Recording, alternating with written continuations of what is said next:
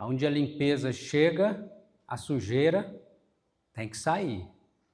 Onde o amor chega, o ódio tem que se retirar, né? Então é assim que precisamos fazer como igreja. Nós estamos vendo aí a situação das famílias, tantas famílias pedindo socorro, né? Até temos notícia aí, orem por isso, né?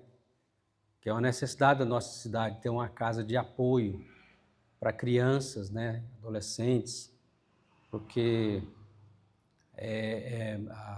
há muita situação de abandono, infelizmente. E precisamos, às vezes nós estamos assim bem tranquilos na nossa zona de conforto, né? Mas quando a gente sai, a gente percebe que lá fora o mundo está numa guerra. Satanás está ceifando as vidas, a começar na vida das próprias crianças, né? Porque esse é o trabalho do diabo, né? O que ele veio fazer?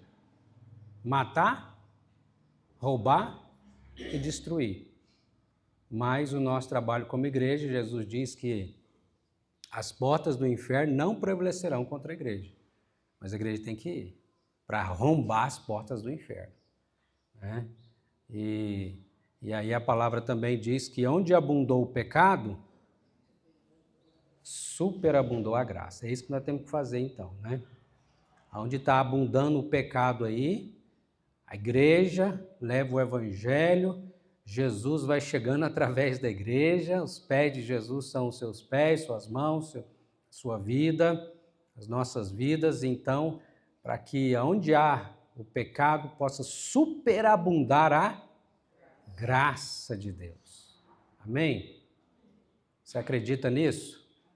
Na sua vida, na minha vida, nas nossas casas e nas casas de Pontalina, né? Possa superabundar a graça. E precisa demais, irmãos, porque o pecado está destruindo, juntamente com Satanás, as vidas, né? E nós temos que ir. Vamos orar por isso? Feche seus olhos então agora, peça a Deus, Deus me usa como instrumento nas tuas mãos, tem misericórdia de mim, perdoa o meu egoísmo, coloca amor no meu coração pelo meu próximo, compaixão. Deus amado, Deus querido, nós te agradecemos pelo privilégio, isso é um privilégio, Senhor, de estarmos aqui, reunidos como igreja. Ó Deus, porque muitos até gostariam, mas não têm condições, ó Deus, e outros, ó Pai, por negligência, mas que o Senhor venha tocar em cada coração.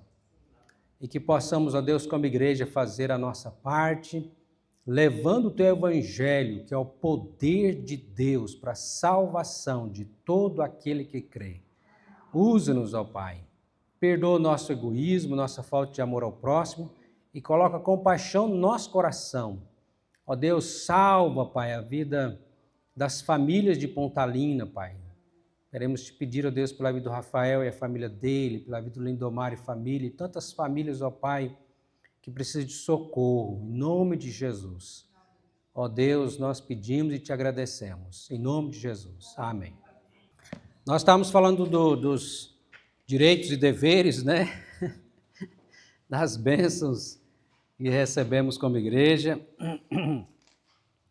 Só passando aqui na página de número 10 e 11, para entrarmos na página de número 12, 3 coisas que nós vimos aqui como responsabilidade e como privilégio, né? Página de número 10, nossa declaração de estilo de vida. Nosso estilo de vida, nós temos uma declaração aqui, aquilo que nós cremos e queremos viver, né, como igreja. Todo mundo achou aí na página 10? Então nós temos aqui primeiro, a Bíblia é a nossa fonte de autoridade. Você tem o privilégio, aliás, são 4 privilégios aqui, de responsabilidades. Privilégio de ter a Bíblia na sua mão, né? E o dever de fazer o que com a sua Bíblia? Deixa ela guardada? Empoeirando lá? Não, né? Ler. A irmã Ordália vai fazer aniversário, 84? 84 aninhos. Irmã Ordália lê a Bíblia praticamente, acho que todo ano, né? Aí, ó, já terminou esse ano já. Que maravilha, parabéns, né? Então, nosso dever e privilégio. Você está prestando atenção no seu momento devocional? Irmãos, uma das grandes necessidades nossas como igreja hoje se chama momento devocional. Os crentes não estão lendo mais a Bíblia. E aí, se você não lê, não conhece, não pratica, o que vai acontecer? Nós só vamos enfraquecer, não vamos conhecer, não vamos ser aquilo que devemos ser como igreja, né? Como filhos de Deus, como povo de Deus. Deus tem misericórdia de nós. Então, privilégio e dever. Um outro privilégio que nós temos aqui, letra B, falando da igreja local, é congregar, né? Congregar é um privilégio e também uma responsabilidade nossa. O Salmo 122, versículo 1 fala o quê? Memorizou agora? Decorou? Salmo 122, versículo 1. Isso. Alegrei-me quando me disseram, vamos à casa do Senhor. Essa alegria ainda existe no seu coração? Porque parece que tem muitos que perderam essa alegria. E aí, Hebreus 10, 25 vai dizer, né? Não deixemos de congregar, como é costume de alguns. Olha aí, vira um costume mau, péssimo, horrível costume. Deixar de congregar. É um dever, é um privilégio nosso, né? Nós temos também. Para que nós possamos crescer e ser abençoados e abençoar a vida dos nossos irmãos, porque nós somos um corpo, o corpo de Cristo. Amém? Letra C, nós temos aqui um terceiro privilégio, dever, responsabilidade e privilégio, que é sermos sacerdócio. Sacerdócio de cada crente, né? Sermos sacerdotes. Então, é uma responsabilidade e um privilégio. Porque como que sacerdote, você tem uma missão. Qual que é a missão do sacerdote? Entendendo que agora todos nós somos sacerdotes, né? Não é só o pastor, o padre, não, nada disso. No Novo Testamento, todo cristão é um sacerdote. Conforme está o texto aqui de 1 Pedro 2,9 e Apocalipse 1,6, né? Qual que é a missão sacerdotal sua? Está ali naquele banner para você não esquecer, sempre ler e colocar em oração. Está vendo lá? 1 Pedro 2, 5 e 9. Todo verdadeiro cristão é um sacerdote de Deus. Qual que é a missão sacerdotal? Muito bem. Então, orar e evangelizar é a nossa missão. Você está cumprindo a sua missão? É um privilégio e é um dever, né? É a nossa responsabilidade. Orar em nome de Jesus. E Jesus levou muito a sério a oração, tanto na sua prática, como também nos chamando para a oração. Tanto na casa de oração, porque ele chama esse lugar de casa de oração, como também no seu lugar secreto, o momento que você tira também para falar com Deus. Entra no teu quarto, fecha a porta de Jesus e falarás ao teu Pai em secreto, teu Pai que te vê em secreto te recompensará. Irmãos, o povo evangélico já orou mais. Já orou mais. Hoje nós vivemos também uma geração que não tem tempo. Dizem que não tem tempo de orar. Só tem tempo para o Facebook, para o WhatsApp, para as redes sociais, mas para orar não tem tempo. Isso não é só jovem, não. É tudo. É criança, é adulto, né? E nós precisamos voltar a entender esse privilégio nosso e essa responsabilidade nossa da oração. E como é que você aprende a orar? Orando. Tem que orar. E você usar, qual que é o manual da oração? Pastor, eu fico 5 minutos já acabou o meu assunto. Por quê? Quando você começar a usar a palavra de Deus na sua oração, não vai faltar assunto. Né? Nós temos um livro inteiro aqui, o maior livro da Bíblia, que é um livro de oração. Qual é? Os Salmos. Deus quer ou não quer que a gente ore? E nós temos esse privilégio, essa responsabilidade, porque muito pode, por sua eficácia, a súbita oração. Se nós acreditássemos de fato na oração, nós oraríamos mais. E então, seja na casa de oração, no templo, ou seja, na sua casa, a oração, nossa missão sacerdotal e a evangelização, né? A evangelização. Há outro privilégio que nós temos aqui, aliás, vamos falar do outro privilégio, o que Jesus falou lá, citando dois textos, né? Jesus diz em Marcos 16:15, ide, pregai o evangelho a toda criatura. Tem quantas criaturas em Pontalina? Umas 20 mil criaturas, né? Então a gente tem muito trabalho para fazer, não tem? E não é só em Pontalina, né? Mas então, e tem umas criaturas que parece que estão mais necessitadas que outras ainda, né? Então nós temos que ir. Ide pregar o evangelho. Não é ficar e esperai, não. Ide, vá. Entra na guerra, né?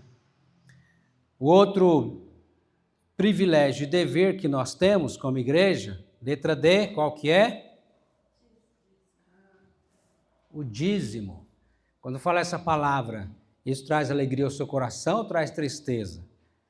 Traz prazer ou traz não, Deus, quase que você fala misericórdia. Espero que você veja o dízimo como uma bênção, né? Porque parece que tem pessoas que estão vendo o dízimo como uma maldição. Porque se você vê o dízimo como uma bênção, você não vai ter dificuldade no dízimo da oferta, né? E é bom entender que dízimo, até sendo redundante, é quantos por cento o dízimo? 10%?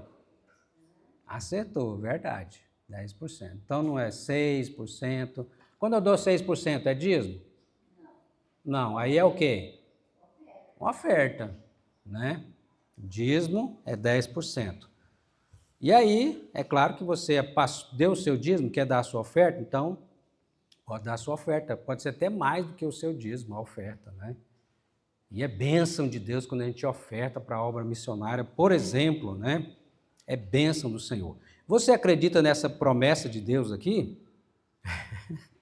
Deus, ele é tão misericordioso, tão bondoso, que ele fala para a gente fazer prova dele. Olha, seja fiel e faça prova, para ver se eu não vou te abençoar. Deus precisava de fazer um negócio desse? Não, mas ele é tão bondoso, tão misericordioso, que diz, olha, faça a prova de mim. Né? Que você vai ver a bênção, né, de Deus sobre você. Que o Senhor nos faça fiéis em nome de Jesus. Amém? Virando a página aí no página 12, outro privilégio, outra responsabilidade que nós temos como igreja é o batismo, né? Batismo.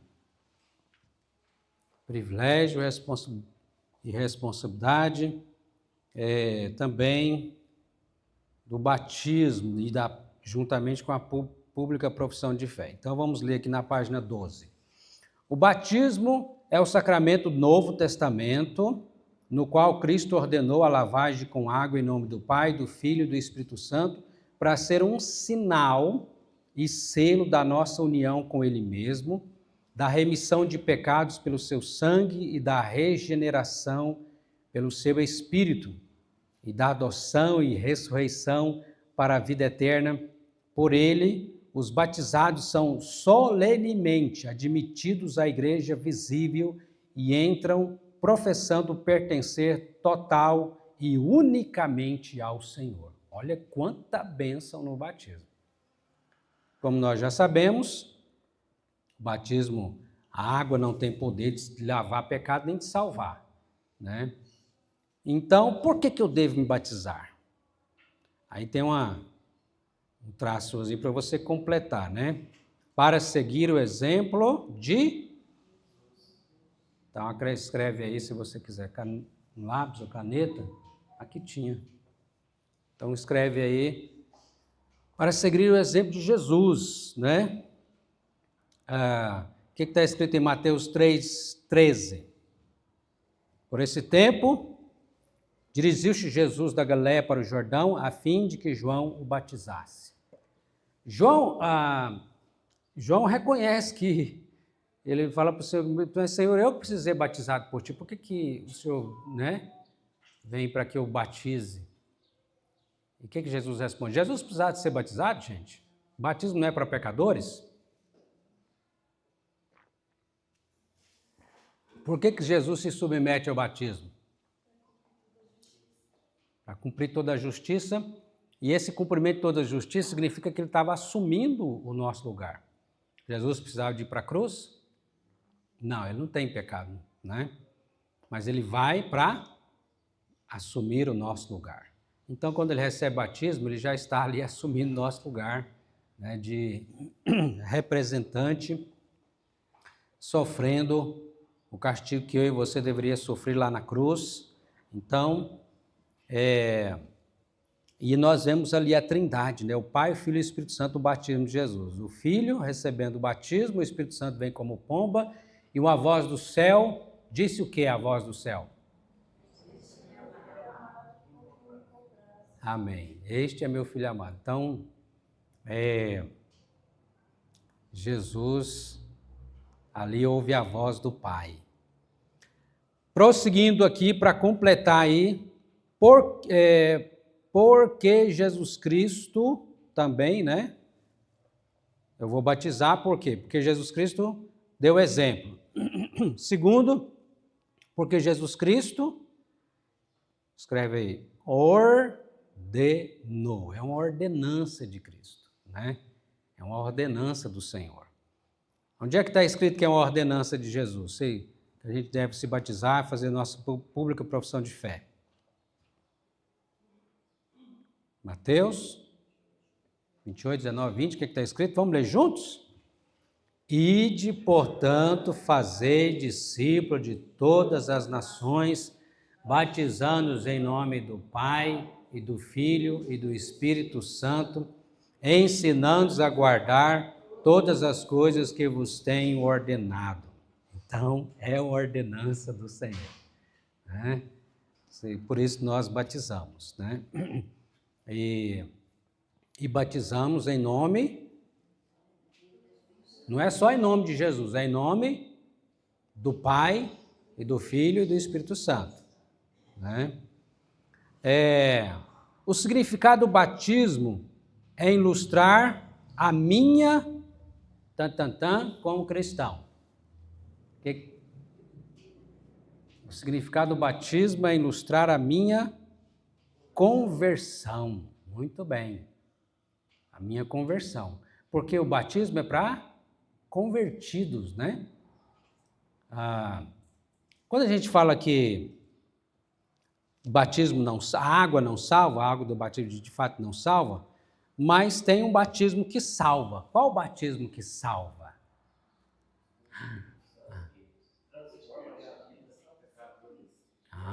Tem um batismo que Jesus realiza. João está dizendo, né, que ele vos batizará com o Espírito Santo e com fogo, que é purificação, né? E quando fala se batizar, Jesus nos batizando com o Espírito Santo, o que está significando isso? Que agora você vai falar em línguas? Não. Está dizendo que o Senhor nos converte, no momento da conversão você está recebendo o Espírito Santo, Jesus está te batizando com o Espírito Santo. No momento da conversão, esse batismo salva. E se você recebeu esse batismo, então você deve receber o batismo da água.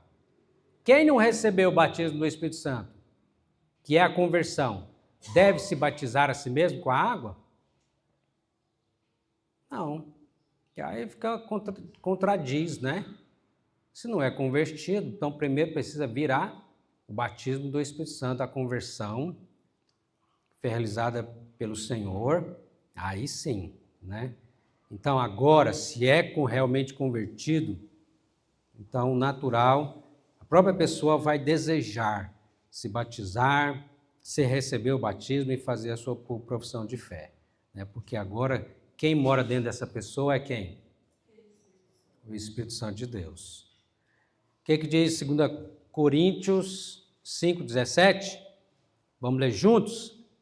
E assim, se alguém está em Cristo, é nova criatura. As coisas antigas já passaram e eis que se fizeram novas. Amém? Houve uma mudança na sua vida? Glória a Deus, né? Graças a Deus. Então você é nova criatura, né? E por isso nós agora recebemos o batismo, que lembra a nossa, simboliza a nossa conversão, ilustra a nossa conversão. Também em Efésios 2, 8 e 9, o batismo não salva você, somente pela fé em Jesus é que você é salvo. Batismo é como aliança de casamento, é o símbolo do compromisso que você faz, que você, em seu coração, né? Você fez em seu coração. Porque pela graça sois salvos, mediante a fé, isso não vem de vós, é dom de Deus, não de obras para que ninguém se glorie.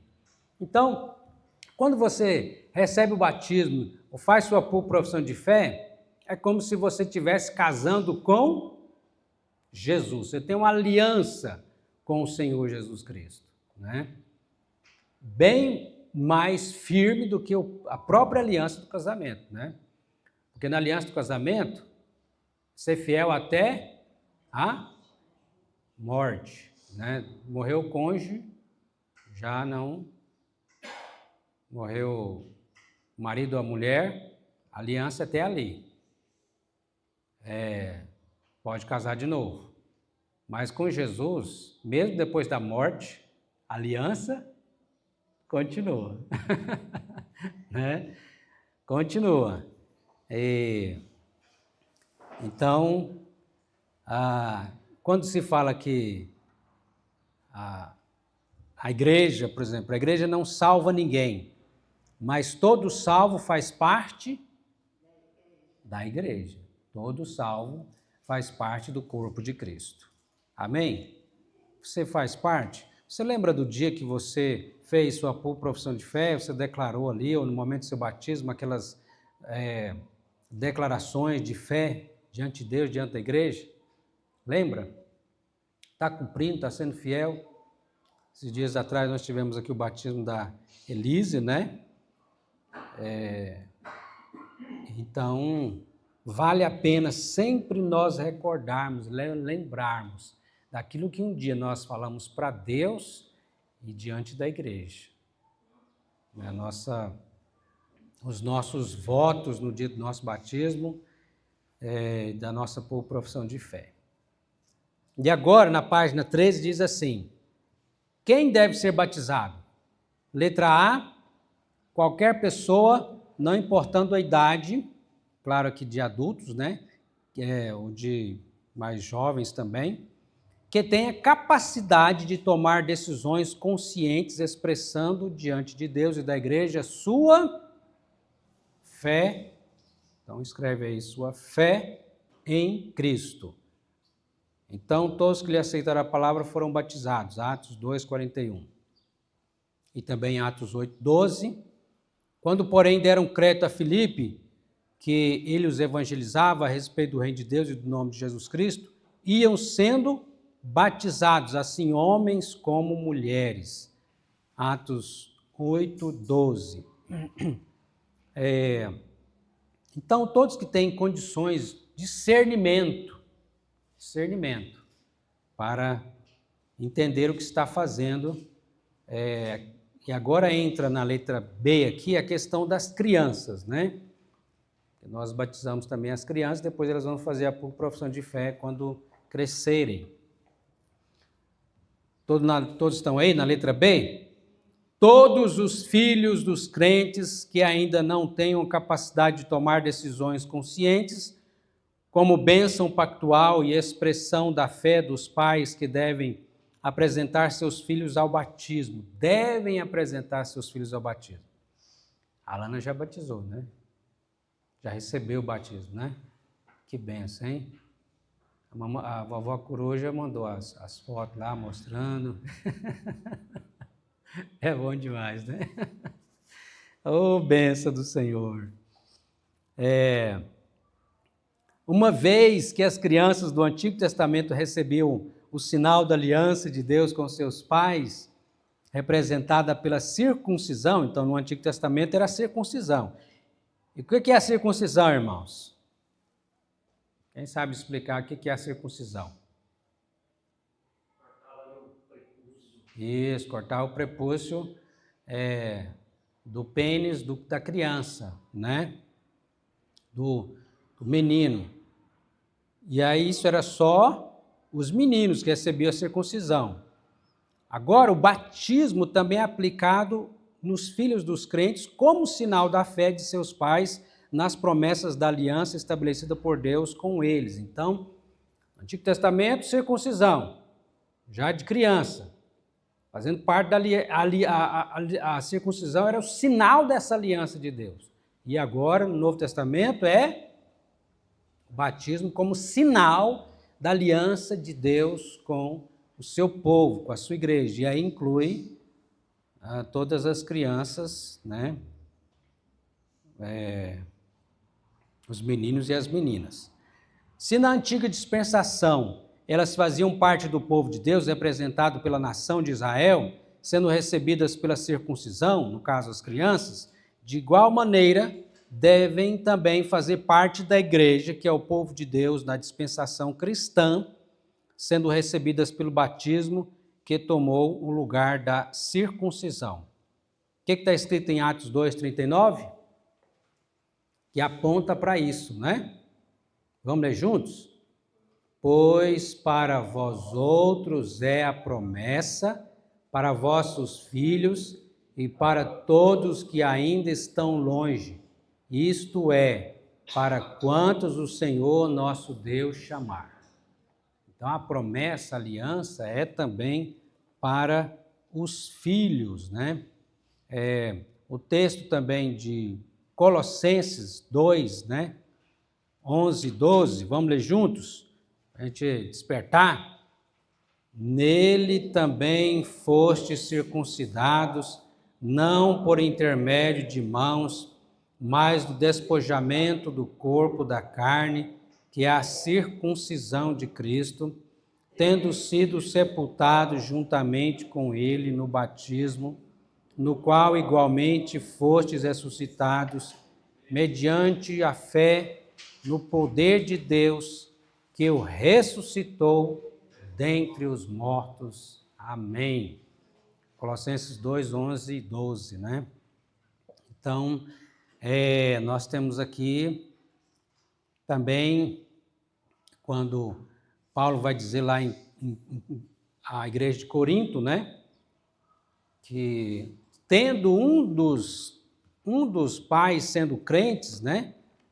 Não precisa ser nem um dos dois, um dos pais, pelo menos um dos pais sendo crentes, então os filhos já fazem parte da aliança de Deus com o seu povo. Olha que bênção, irmãos.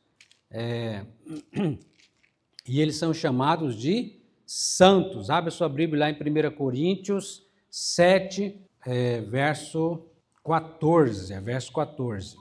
Porque o marido incrédulo é santificado no convívio da esposa, e a esposa incrédula é santificada no convívio do marido crente. Olha que bênção. Doutra sorte, os filhos seriam o quê? Impuros, porém agora são santos. Por isso que nós batizamos também as crianças, mesmo se tiver só o pai ou só a mãe crente, né? Porque fazem parte da aliança, são santificados, né? É claro que, crescendo, eles vão confirmar pela pública profissão de fé, né, o seu batismo, né? Ou não, né? Então, voltando aqui na página agora 14.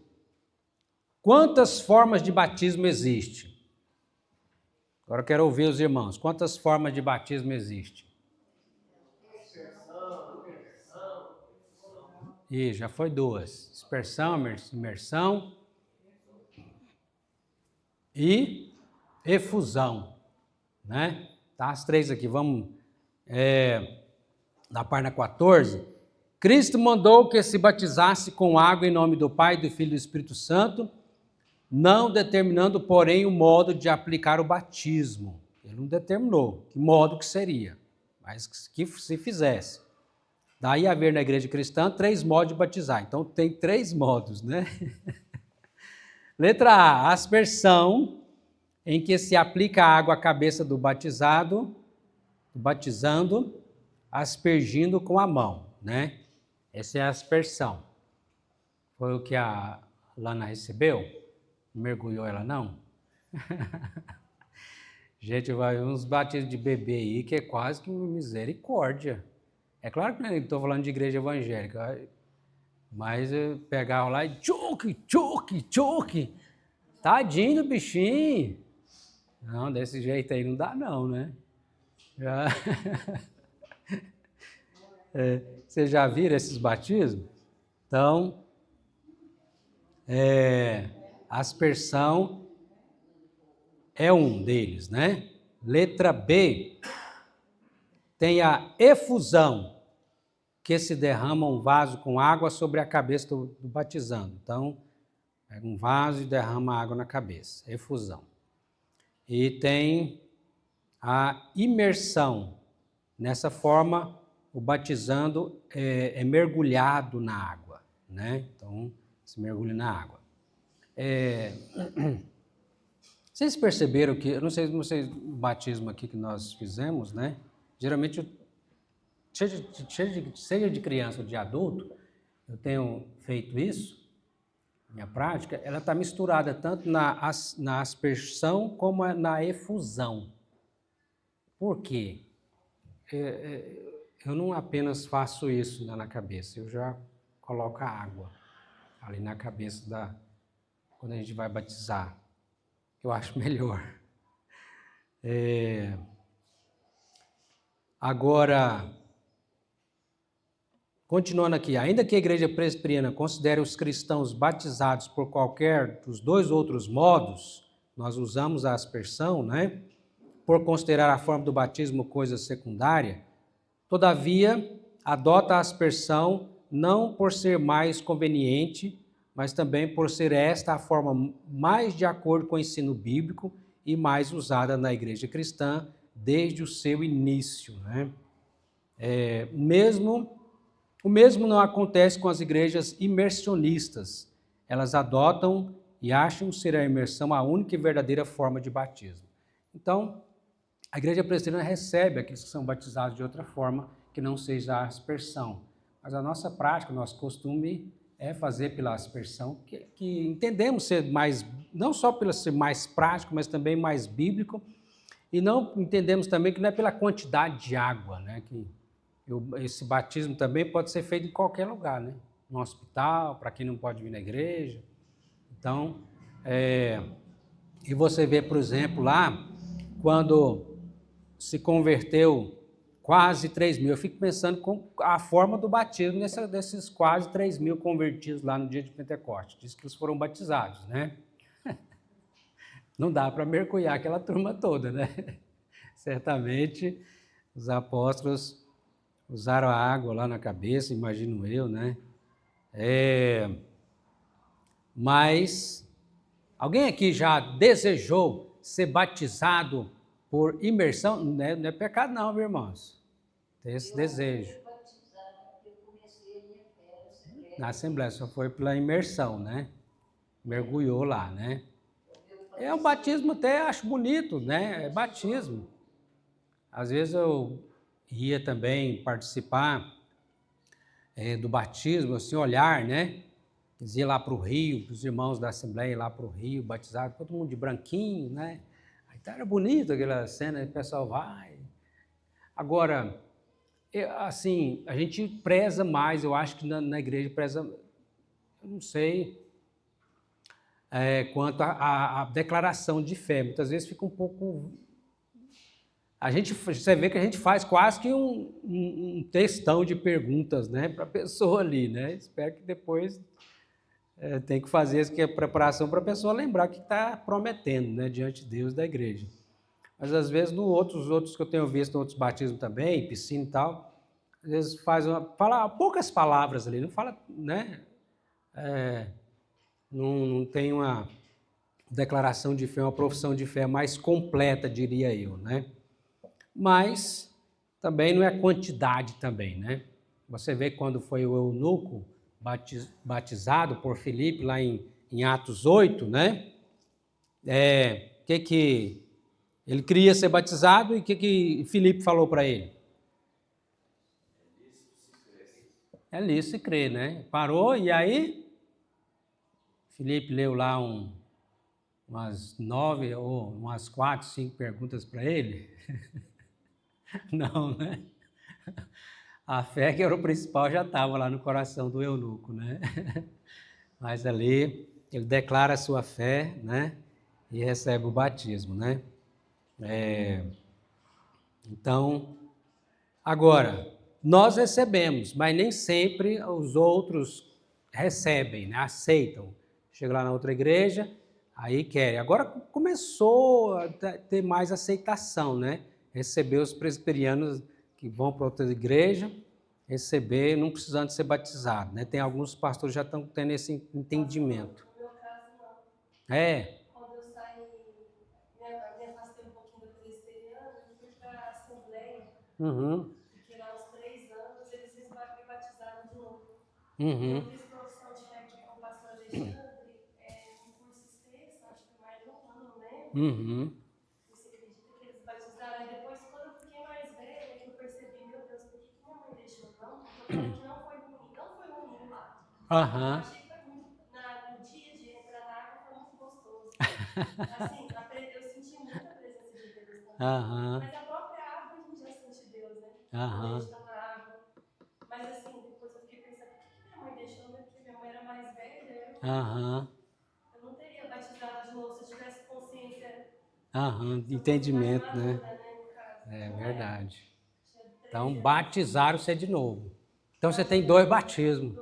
Ó, você ganhou da gente. Se depender de batismo de água... Graças a Deus que não... Você não depende, né? Louvado seja Deus. Já aqueles que não batizou, não deu tempo, aí... Eu passei pelas 2 experiências, eu achei muito legal esse negócio de imerginar. Eu na minha época também de jovem, pensei, nossa, mas é tão bonito esse batismo, eu queria também desse jeito aí. Só meio estranho que agora você falou desse negócio de todo mundo põe branco, agora tem gente de Macumbaria também que põe branco. Ixi, aí já... O senhor já viu? Já. Eu tive vizinhos, né, que mexiam com Macumbaria, então eles punham até jaleco branco. É mais esquisito. Muito bem, então, letra F, falando da profissão de fé, que está ligada aí à questão do batismo, né? Para o adulto já é feito ali, os 2 juntos, o batismo e a profissão de fé. Para a criança, feita depois, né? Em nossa igreja, assim como em todas as igrejas presbiterianas do Brasil, a admissão de membros obedece aos seguintes critérios. Então, vamos ver quais são esses critérios aí.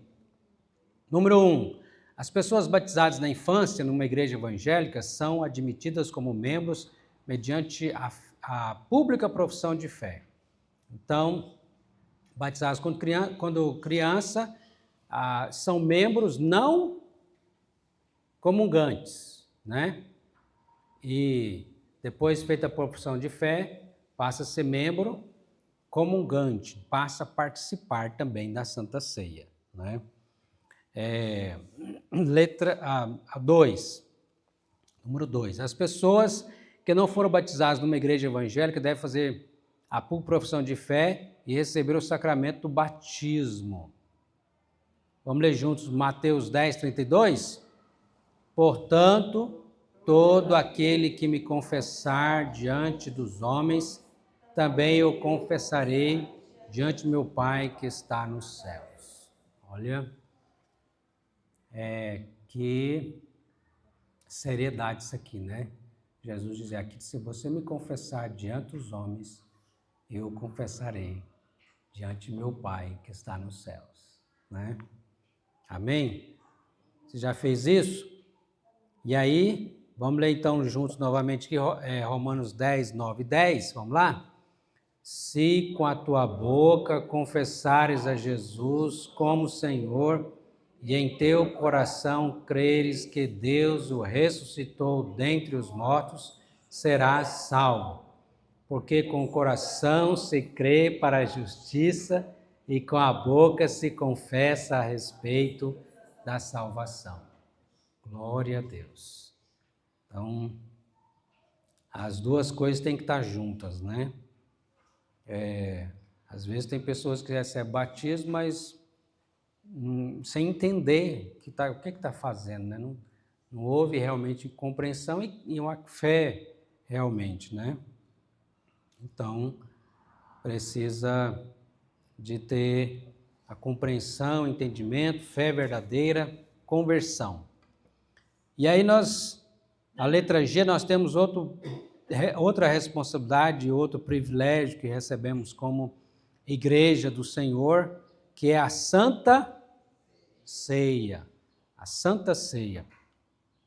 A ceia do Senhor é uma refeição de pão e vinho em nossa igreja usamos o suco de uva, mas isso não altera o significado do sacramento, que aponta para o Senhor Jesus Cristo como nosso sustento e salvação. Podem tomar parte da Santa Ceia todos os membros professos de nossas igrejas, bem como qualquer outro membro de igreja genuinamente evangélica que esteja em gozo de plena comunhão com a sua igreja e com a igreja de Deus.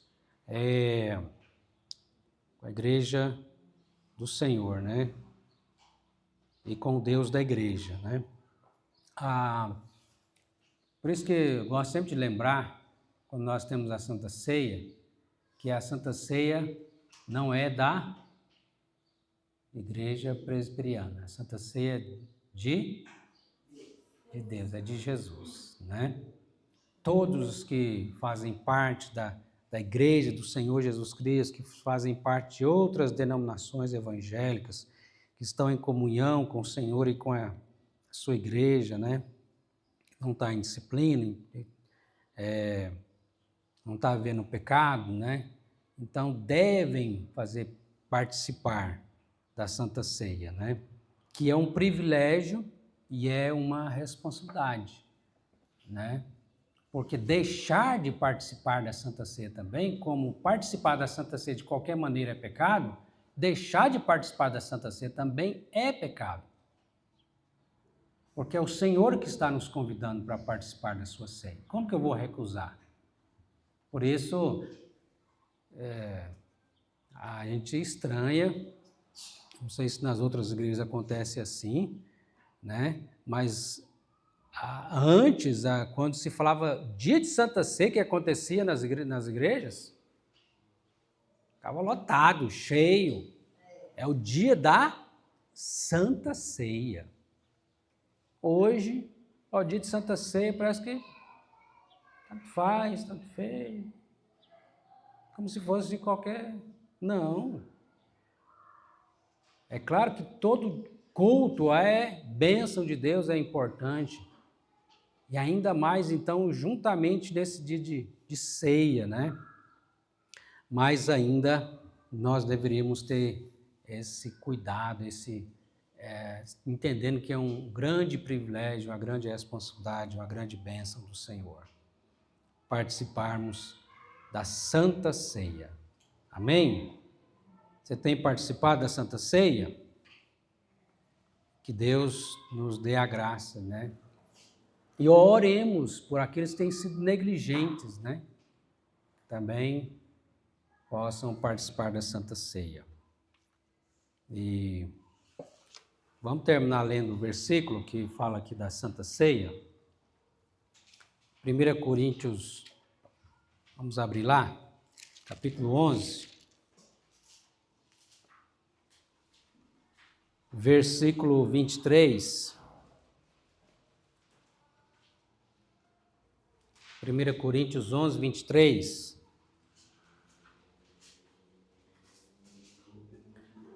Porque eu recebi do Senhor o que também vos entreguei, que o Senhor Jesus, na noite que foi traído, tomou o pão e, tendo dado graças, o partiu e disse: este é meu corpo que é dado por vós, fazei isto em memória de mim.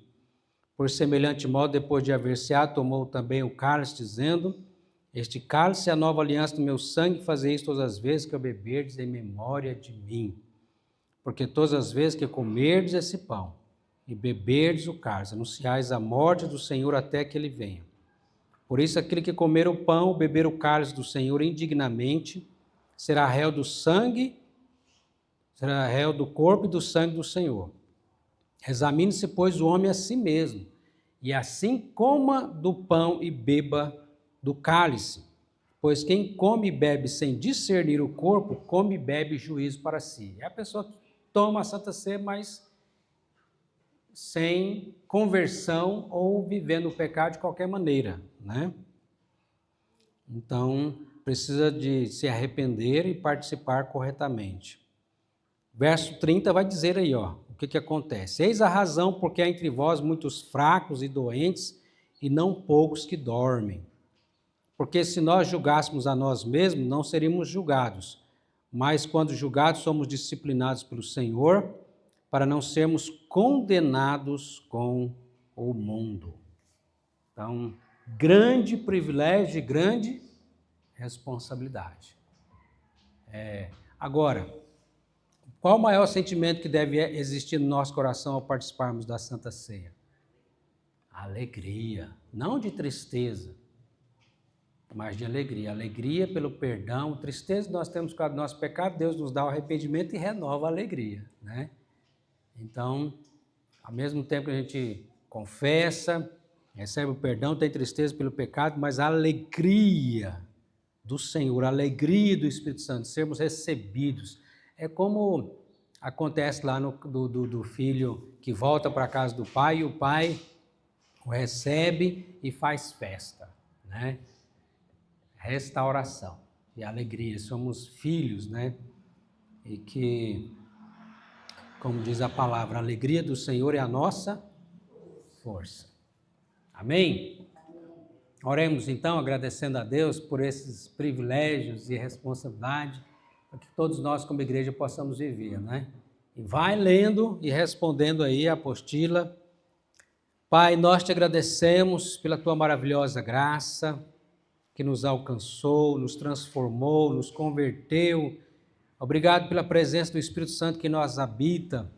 Dá-nos, ó Deus, cada dia mais aumentar a fé, a confiança, a esperança do Senhor, e que possamos viver esses privilégios, essas responsabilidades, ó Deus, tão maravilhosas, ó Pai, para nós como igreja. E assim cresçamos como corpo de Cristo em número e em santidade, e que sejamos bênção para a nossa cidade, ó Deus, para as pessoas que estão à nossa volta, seja perto, seja longe. Nos usa, Senhor, para a tua glória, em nome do Senhor Jesus Cristo. Amém. Amém.